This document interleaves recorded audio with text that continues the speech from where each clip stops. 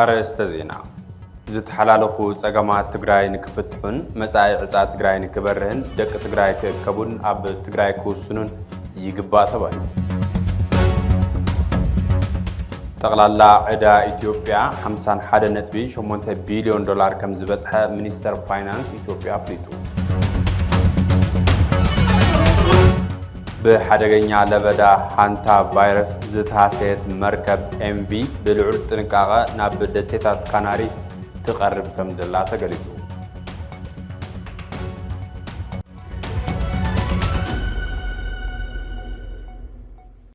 سلام طنا بلاي كبرات تخاتلتنا دمستن تبي تلفزيون نالومي مشد حزنا يوم زيناتات جميرنا لنا ناخذ كتاتولنا بخبر نعدم حبيركم صنح بلاي ساس فلما زتبتنا عمخا زي أكبخان أجا مراد خا تزاتينان تسانينان تجراين الساقر راز بالملقت بريزيدنت تادسة جزيء زحالفون نربحها حزب زي وجنا يقبل لعلوي مريحنة ودب السمرات بروفيسور كنديا جبريوت كريزو بريتوريا الله حزب تجرا أب مرقات زحجزة انتنا عسى تعنصارو السلام زمت يوزبلات مريحنة جنرال تادسون اتوعلي نكتكبر دفيت ولا انتجبرنا زفتصم ولا حدا تكباري لن قبل وقيسو حلوف حدا عمت منبر السلطان بريزيدنت تادسة هذا قاطي مزولو بريزيدنت درارابينتن قصال عصا بوليتيكا تجران عملكيتو بروفيسور كنديا زحابو مبرهي تخطاتيلنا نملس تعوي دبر مكاتعكو اي تادسس نخلتي ناس نيوتراليو نا تساتم نقمطو وجله نحنا نقمطو انتن بقى نخلو ناسي كلنا ناس اخوينو ግን ታደሰ ይሆነልና ነው መጀመሪያ ሐቂ حدار يقولنا تدي ديسكشن حدار تحساس مثلا اي بولو حسول بدنب يلو تملسنا خينا تملسوا مصيام ታደሰ ይሆነልና ሶ ታድሌት ማለት ታደሰስ بدنب حت ማዕከላዊ ኮሚቴ ተናዩ አትጉና ተፍንጫል አው ኮ ዲስከስ ተገርሎስ ታደሰ ነው ኖሚኔት ገረሞ እኮ ማለት ተሐሱት ለሐስ ና ፓርት አባል የሆነ ሰብ ኖሚኔት ገረሃ ማለት نخونا نجار هم للجن تردعها ويلترى ده ونجار قالوا إيه مالتي يعني بتشبط وانت هذا مستشفى السنة كو يجار لهم كل أنت نساتهم دليل صراحة صريح لهم تبقى هذا مش على شيء خاص مالت تصحف دس للصحفي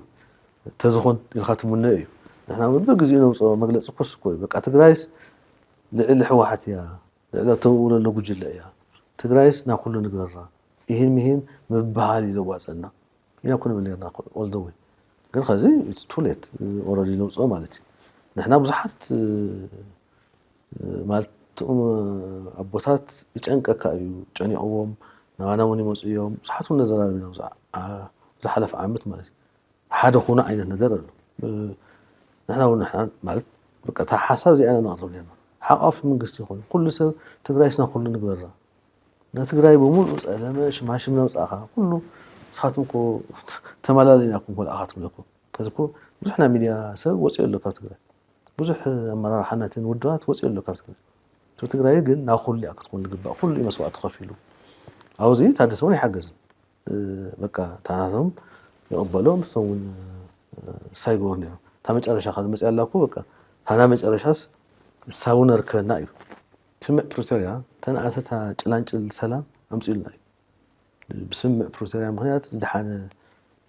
ሰብ ሓይልና ወንፈልጦ ኢና ታይታይውን ካውዚው ረህ ነው ኩናት ለትረፈልና ሰብ بروتوريا እንደምን መቃለስ አክትበሩ ልግባም በ هذا فيدرال ፖሊሱ አዋጅ ይውጽ ሳተን ኩሉ ማዕንቲ ቤት ምኽሪ ተቀቢለው ይልና ረስም بروتوريا ለማዕንቲ ተቀበለ ሆይ በቃ ፖሊሱ ይላል ወዚህ ታይ ማለት እዩ እዚኮ ማለት نفط قدم بريتوريا سمع ركنها تيوصلنا مالتكم سونا اي منقص لي خونس زيناي ركون دليت لهم تفلطوا يا نا تግራይ አخيوا ይፍለጥዩ ካብ ላዕስ ቃት ሓት ወሪዳ በበደራሽ ልንጭውጫ ገሊው ኣብዘይ መልከቶምስ ዩኒቨርሲቲ መምህራን ባደግፎም ገለና ታሊ ኮዚናታት ይስራሕ ነበር ብግልዋጦ እምቢሮሉ ማለት ምስር ጉዳይ መልከተና ይዞ ናሰራው ተመራሓ ላኦቲዮም ወለው ሰውዙ ውሽጥ እዚ ታደሰ ዕጫታ ይኮን ልግብር አይ ቲንክ እዚ ታደሰ ባዕሉ ይኩስን ማለት ተናሰ ፍተን ዝሃውን መግለጽታት አነ ዘርኮ ነገር የለን ይላል ሶ ሽልኻ بعيني ተሪኻ ስቲል ና ትግራይ ፕሬዝዳንት ብኹልቲኡ ስምዕ ተገበረ من اسمه له جنرال تادسه يزله سو جنرال تادسه دحريو تايكون يو احبنا نريكون بوعلي بريتوريا فريسو زنبره بيت مخري نابوتو مليسخا منغستي مسريته مبال نتግራይና بزيتوص صقم كيوسدا سغات አለን ክብል ፕሮፌሰር ክንደያ ገብረህይወት ገሊጹ ካብ ጫፍ ናብ ጫፍ ዘሎ ህዝቢ አሳቲፍናን መላእ ህዝብ ወሲኑን ይዝብል ተራ ንታሪኽ ዘጽንዑ ሰባት ገዲፍና እቲ አባይታ ዘሎ ሐቅ ግና ቡነ ምርዳ ኤድል ዝበለ ክንደያ ገብረህይወት ሕዚ ብጭቡጥ ባህግ ትግራይን ድሌት ህዝብ ትግራይን ብልቢ ምርዳ ኤድል ኢሉ ተወሳኸለና ህዝብ አኪና ኢና ለማል ያው ኩሉ ሻት ፎርማት ንፈልጦ ኮይና ንጎረ ነገር ነበረውኒ ህዝቢ እንዴት አክል ህዝቢ ተሳቲፉ ምን ይወስኑ ድብል ነገር አይ ቲንክ ድሓር ታሪክ ልጽንዑ ሰባት ንግደፈሎ ዝኾነ ግን ተኸዘለ ሆና በጣም ሕማቅ ናምንታይ ክወስደና ንኩለና እውን ዘፍርሐና ዘሎ ነገር እዩ ትግራይ ተመሊሳ ላፍቱ قد محز نبر عين ጸልማት كوسدنا إزبل فرح لنا كقاتون بتهم وحدة سبات بريزيدنت كونترح سلطة دليل راح لو زيت له شباب بتاع محفرة مالت ترى خيو قلت صبن قال لي مل كويت الله لك عفلا بال قال يا منها من الكرس الفلطينا بقى التدا نزي حيل التدا له كل شيء على سنفتو هايلو بدراشو بانديراون قمتي تصحفانا تفلتن صحفاتنا معلتنا اي خم لطافي بانديراون فوق تبتنا بانديراون توانا ነገር ግን ናይ ትግራይ ዕጻስ ታይ ኮን ካውዚ ንሕና ንነርና ቶል ኸይ ትጉጅለ ብዙሕ ናይ ሕጊ ጥሕሰት ናይ ሕጊ ነገራት ለዓል ነገራት ኣሎ ኣብ ትግራይ ዳርጋ ልሙድ ናኾነ ማለት እዩ ብዙሕ ብሕጊ ጥሓሱ በቃ ፍላይቶም ናይ መንግስት ካላት ብሎም ነገር ዝገብርዎ ነገር በጣም መሰከፊ ልዕሊ ሕጊ ማለት እዩ ሶዚ ልሙድ ናይ ትግራይ መግለጽ ክኾን ዘይግብኦ ትግራይስ ዓዲ ሕጊ እዩ ዓዲ ሰብ ዝኽበረሉ ሰብ ሰውነቱ ጥራሕ ክነብረሉ ዝግባእ ነበረ ክልል ከዚ ዝመጽእ ዘሎ መዓት መከራታት ብዙሕ እዩ ሶና ትግራይ ዕጻ ማለት ክኾን ለይንደልዮ ነገር ኣሎ መንግስቲ ትብሎ ነገር ታይ ገብሩ ኣነ እውን ማለት ብድሕሪኡ ታይም ክገብሩ ብድሕሪኡስ ማለት ልሕሰብ ልግምቶ ነገር ኣሎ በቃ መንግስቲ ስለና ክደራደሩና እዮም ዓይነት ነገር ኣሎ ድርድር ክመጽእ ድዩ ድሓር ክንሪኦኩም ኮን ንኽእል ክንት ናይ ትግራይ ዕጻ ግን መፍርሒ እዩ ኸዚ ዝተሓላለኹ ጸገማት ትግራይ ንክፍትሑን መጻኢ ዕጻ ትግራይ ንክበርህን ደቂ ትግራይ ክእከቡን ኣብ ትግራይ ክውስኑን ይግባእ ተባሂሉ እዚ ዝበለ ላዕለዋይ መሪሕነት ውድብ ስምረት ፕሮፌሰር ክንደያ ገብረህይወት ኣብቲ ምስትካልና ኣብ መደብ ኣርዋ ዝነበሮ ጻኒሒት ዝበሎ እንትኸውን ትግራይ ዘቀድም ስነልቦና መራሕቲ ልዕሊ ዝኾነ እዋን ሕዚ የድል ኢሉ ደረቕ ፖለቲካ ንጎኒ ብምግዳፍ ተሓባቢርኻን ይህን ተባሂልኻን ምንባርን ተረፍፅን ተሃዝብኻ ምምራሕን ትጽቢት ከም ዝግበር ዝገለጸት ፖለቲከኛ ሕዚ ኣብ ምስረት ሓቋፋይ መንግስቲ ምድሃብ የድል ኢሉ ተወሳኸለና እዚ ስምረት ኣብ ብዙሕ ሻብ ኮይና ምግልጽ ነውፅእ ከም ፖለቲካ ፓርቲ ናይ ትግራይ ሽግር ብትግራይ ክፍታሕ ዝግብኦ ኣብ ትግራይ ዘሎ ሽግር ማለት ብዙሕ ዘጽግሙን ይኾነ ይኩ ተዋና ነገር ቀንዕና እዩ ዘድልዮ ተዋና ነገር ገሊኡማ በቃ ኩሉ ሻዕ ላዕሊ ኮይኑ ዝነበረ ሰብ ማዕረ ምዃኑ ዘጽልኦ ማዕረ ምዃኑ ልክዓም ልተሓተ ልመስሎ ነገር ኣሎ ፍቱ ሎ ጉጅለ ፍቱ ፍንጫል ንሕና ንብሎ ዝረአዩ ዘሎ ሽግር እውን ኣነ እንድሕር መራሕኩምስ በቃ ትግራይ ትምራሕ እዩ ኩሉ ሻዕ ደረቕ ፖለቲካና ኣሎ ወይ ንሕና ወይ ንሶም ማለት ከምዚ ዝበሃል ነገር ኦልሬዲ ግዜ ዝሓለፈ እዩ ብሓደ እውን ተኻኢልካ እውን ይህን ምን ተባሂልካ እውን ምንባር ይከኣል ኮይኑ ምምራሕ እውን ይከኣል ብዙሕ ተመኩሮታት ኣለዉ ንሪኦም ዘለና ማለት እዩ ስለዚ ዓይነትና ትግራይ መፍትሒ ብዙሓት እኮ ፅሒፎም እዮም ብዙሓት እኮ ደኺሞም እዮም ናይ ሃይማኖት ኣቦታት መዓት ናይ ብዙሕ ማሕበራት ዝመርሑ ንዓና እውን ዓንቱ በሊዕኻ ነበርኩ መፂኦም ብዙሕ እውን መፍትሒ እውን ኣቐሚጥና እኮ እታ መፍትሒ ይህን ምን ተባሂልካ ሓቓፊ ዝኾነ ጊዜያዊ ምሕዳር ምጥያሻ ወይ ናስግግር ኣረጅመት ጌርካ ብድሕሪ ትግራይ ባክላብ ትራክ ትምለሰሉ ነገር ምምችሻ እዩ ብዙሕ መረፃ ምግባር ኮይኑ ሕዚ ሰሚዕኻ ንሕና እንድሕና ሕወሓት ሕጋዊ ሰውነት ዘይተመለሰስ መረፃ ይነካይድ ተባሂሉ መረፃ ምውሳን መረፃ እኮ ናይ ህዝቢ መሰል ኮይኑ ናይ ሓደ ፖለቲካ ፓርቲ መሰል ይኾን ፖለቲካ ፓርቲ ተደልዩ ክሳተፍ እየ تدري ساتف يكون يخلي مرزا تدري جن يتمرز يكون يتواهيل نقول إنقفات تغيره تدري كافت مرز نكيت أتيون تغير كوي خلوت نقرات ممكن العلم خلينا ولا عقمو تلهليس خزت عقمو بتقرن التسحق نقري مال قلنا يكون نايت تاي تنشجراتنا في اللدان تنشجرات ناس هميها من فتح نوز بقول تكون رأي كالي بوزيس تقرأ خمس النقر لنا سونا تقرأ مفتوح ጠቕላላ ዕዳ ኢትዮጵያ 51.8 ቢልዮን ዶላር ከም ዝበፅሐ ሚኒስተር ፋይናንስ ኢትዮጵያ ኣፍሊጡ ሚኒስተር ፋይናንስ ንዚ መብርህ ዝሃበ ናይ 9 ኣዋርሕ ፀብጻብ ኣፈጻጽማ ስራሕ ንቋም ኮሚቴ ትልምን ባጀትን ፋይናንስን ባይቶ ወከልቲ ህዝቢ ኣብ ዘቕረበሉ እዋን ሚኒስተር ኣሕመድ ሽዴ ፀብጻብ ኣፈጻጽማ ስራሕ እቲ ሚኒስተር ኣብ ዘቕረበሉ እዋን ጠቕላላ ዕዳ ኢትዮጵያ 51.8 ቢልዮን ዶላር كم زبصح قالي صلوا كابزي اتي 33.5 بليون دولار نايو صعدا كون كلو بتسترفا 18.3 بليون دولار دما نايوشتي هاجر عدا مخانو احمد شدي ابريو كابتي 33.5 بليون دولار نايدق عدا 22.1 بليون دولار عدا منغست فيدرال كون كلو استرفا 11.5 بليون دولار دما عدا تكالات لمعات منغست مخانو وسيخو غليزو كابوشتاو عدا 18.3 بليون دولار 17.5 بليون دولار عدا منغست فيدرال بادو نطبي 8 مليون دولار دما عدا تكالات لمعات منغست كم زخونه ሚኒስተር ፋይናንስ ገሊጹ ከመገላልጽ አህመድ ሽዴ ምክንያት ምንቁልቋል عدا تكالات لمعات መንግስቲ መብዛሕትኡ ካብ ንግዳዊ ባንክታት ዝተለቀ ሕልቃህ ናብ ሚኒስትሪ ፋይናንስ ከም ዝተሰጋገረን በበጀት አቢሉ ይخفል ከም ዘሎን እዚ ድማ ኣብ ኩለመዳው ጽገና ማክሮ ኢኮኖሚ ስለዝተመርኮሰን ምዃኑ ገሊጹ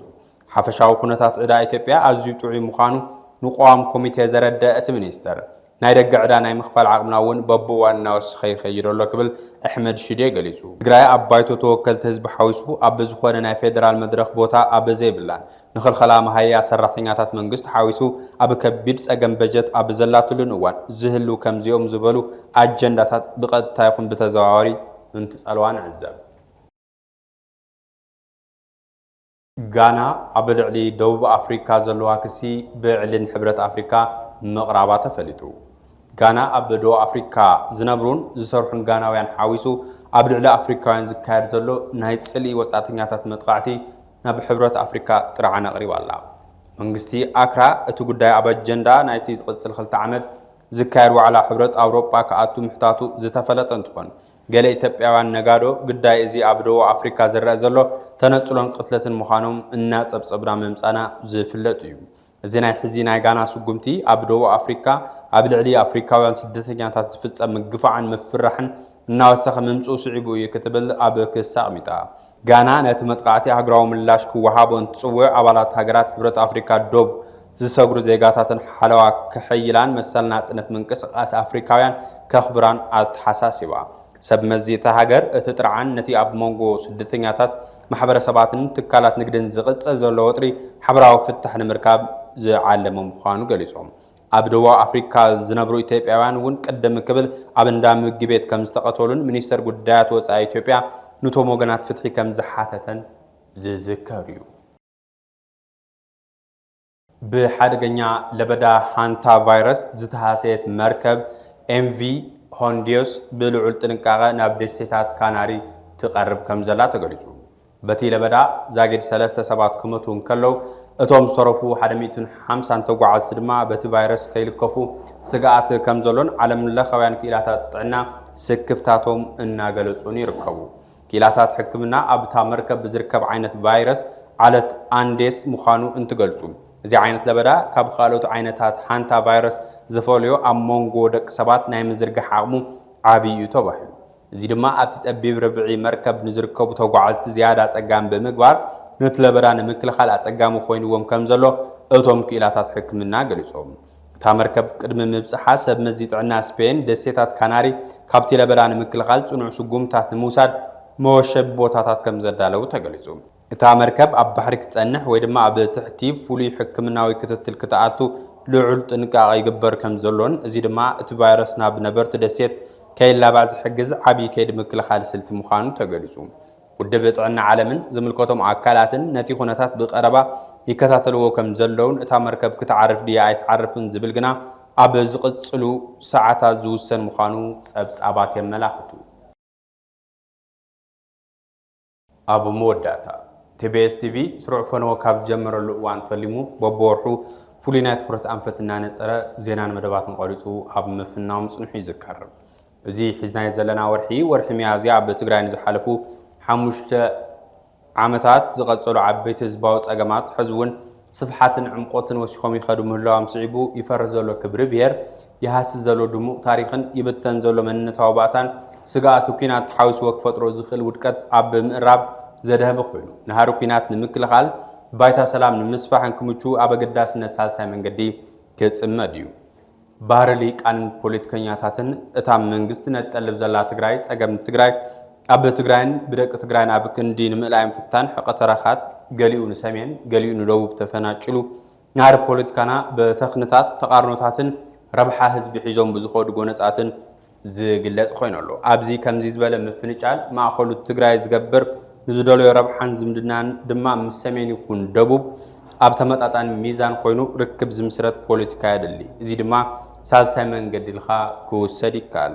ትግራይ ካብ ኣትያቱ ዘላ ለመዳያዊ ጸገም ክትወፅን ህዝብና ናብ ግቡእ ክብሩ ክምለስን ኣብ መንጎ ኣሕዋት ዝህሉ ሰናያ በዚ ሳልሳይ መንገዲ ኣማዚንኻ ብምምራሕ መጠሻ ህዝባዊ ባይቶ ትኩረት ናብ ዝገበረ ኣንፈት ቃልሲ ንምእታው TBS ጠቕላላ ዜናን መደባቱን በዚ ዝተቃነየ ክገብር እዩ ንሎሙ ነው። ኣብ ሓደ ጠረጴዛ ግን ኮፍ ኢልና ንማየጥ ሕርዩ ጽዕንቱ ክንፈጥር ኢና። ህዝቢ እውን ሓደ እናኾነ እዩ ዝኸይድ፣ ተፈላለዩ ዘሎ እውን ሓደ እናኾነ እዩ ዝኸይድ፣ እቲ ሰራዊት ተፈላለዩ ዘሎ እውን ሓደ እናኾነ እዩ ዝኸይድ። ስለዚ እቲ ብትን ኢሉ ዘሎሲ እንዲያም ቶም ሃይማኖት መራሕቲ ቶም ናትና ማለት እየ ቶም ዓዲ መራሕቲ ነገሩ ኩሉ ሃይማኖት መራሕቲ እውን ፖለቲከኛ ጌርናዮ ኢና ኣብቲ ህዝቢ ተቐባልነት ከይረክብ ጌርናዮ ኢና። ግን ቶም ሃይማኖት መራሕቲ ቶም ዓዲ ቶም ሽማግለ ዓዲ ኩሎም ተኣኪቦም ንተኣከብ ብዛዕባ ህዝብና ንዛረብ ጽዕንቶ ንፈጥር ህዝብና ነድሕን እንተተኣኪብና እዩ። ስለዚ ናብ ጠረጴዛ ንምጻእ ናብ ጠረጴዛ ክምጻእ ከሎ ግን እታ ዓንቶ ዝበልኩካ ትፍጸም ተላ እያ። ድሕሪኡ ከምዚ እንተጌርና ግን ህዝብና ዘይድሕነሉ መንገዲ የለን። ዓቕሚ ዘለዎ በቢ ከባቢ ኣሎ፣ ሓሳብ ዘለዎ በቢ ከባቢ ኣሎ። እቲ ሓሳብ ናብ ጠረጴዛ እንተምፂናዮ እቲ ሓሳብ እንተወዲብናዮ ወዲብና እንተተመያይጥናሉ እቲ ልድርበ እውን እንተደርቢናዮ ናይ ትግራይ ህዝቢ ትግራይ ትሕዚ ወፂሕዎ ዘሎ ሓደጋ ዘይንፈትሐሉ መንገዲ ምንም የለን። ልዕልናስ ማንም ዝፈትሕ የለን። ኣነ ፌደራል እውን ማንም ልዕልቲ ህዝቢ ትግራይ ባዕሉ ንባዕሉ ዝፈትሖሲ ማንም ልዕልኡ ዝፈትሖ የለን። ክንፈትሐሉ ንኽእል ጸገምና ናትና ጸገም ፈቲሕና ናይ ህዝብና ጸገም ክንፈትሕ ንኽእል እቲ በቢ ከባቢኡ ዘሎ ኣካል ጥራሕ እዩ። እዚ ናይ መቐለ ቃል ናይ ኣዲስ ኣበባ ቃልሲ ናይ መቐለ ቃልሲ ናይ ምዛዕምዛዕ ዝበሃል ዘሎሲ ክንገድፎ ኣለና። ሰላም በለኺ ክልተ ደቅና ነዋዲኺ ውልድን ዋላደን ነባሊኺ ዓዲ ሓወስ ነይሩ ዓዲ መርዓ ዓዲ ዓበይቲ ዓዲ መንሰይ ነይሩ ዓዲ ቆልዓ ዓዲ ተስታይ ነይሩ ዓዲ ጣዓ ኣንታ ዝኩሉ ናበይ ኣሎ ህዝብና ሰላም ይበል ኣሎ። ክቡራትን ክቡራንን ዜናታትና ክትከታተሉ ጽናሕኩም ይመስል ነይሩ። مسترفو خالوت مدلوات TBS حبيركم ناصنحو باب زلخم وسلام.